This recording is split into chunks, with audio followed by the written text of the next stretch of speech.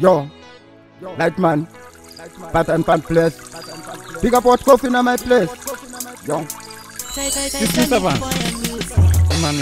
Aizinyore kuchengeta mwana kubva ari mimba kusvika nhasi futi ndakugona kuimba. Naini mazimudumbu menyu makandishapa ndinotenda futi shumba muna kubvisa mimba. Daiwa ivhurika moyo wangu maizo ona muina amai vangu.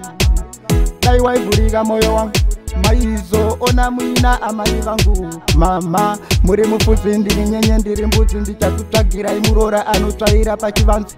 Lavhu yenyu ndoiziva ndekandidi vanoti hanzi ndashaya ndokuitirei ndokutakurai pamakwidza. Nekuti ini ndichirwara imi amai vata maindinyararidza kusvikira ndavata. Tengeraiwo mota Toyota mumugwagwa mama futi mucharidza huta. Pamberi pavo pote inini ndichisemesa hanzi uyu amesa.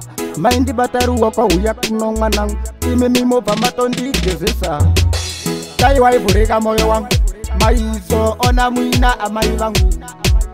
Daiwa ivhurika moyo wangu maizo ona muina amai vangu. Mama muri mufudzi ndiri nyenye ndiri mbudzi ndichakutsvagirai murora anotsvaira pachivanze.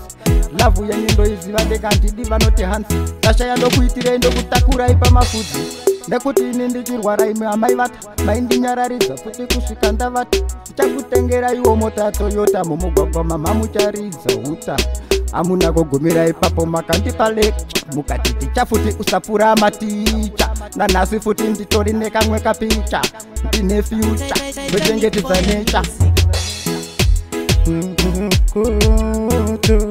Musi wandaona zuva ndisati ndararama indiimbira kekutenga kambo ako ndaimba ndichazovei maisaziva zvakangodaro makandida ndimimoka mama mulungu ndida ndisina mari kana mazerati sajudasi nyika ikandirambai ndoziva kwamuri haizereru ndikatamba fanyangwe ndikata nzenza rudo rwenyu sesi harumboperi ndokutendaine ndokutendaise rudo rwenyu rwakakosha uru semapapuru mama ndinodada nemi ndokutendaine ndokutendaiseku mama ndinodada nemi ndokutendaine ndokutendaiseku mama ndinodada nemi rudo rwenyu rwakakosha uru semapapuru mama ndinodada nemi ndokutendaine ndokutendaiseku mama ndinodada nemi usamanyira nguva ichasvika umaitirangira zvakaoma zvichanaka chingoshinga umaitisimbisa.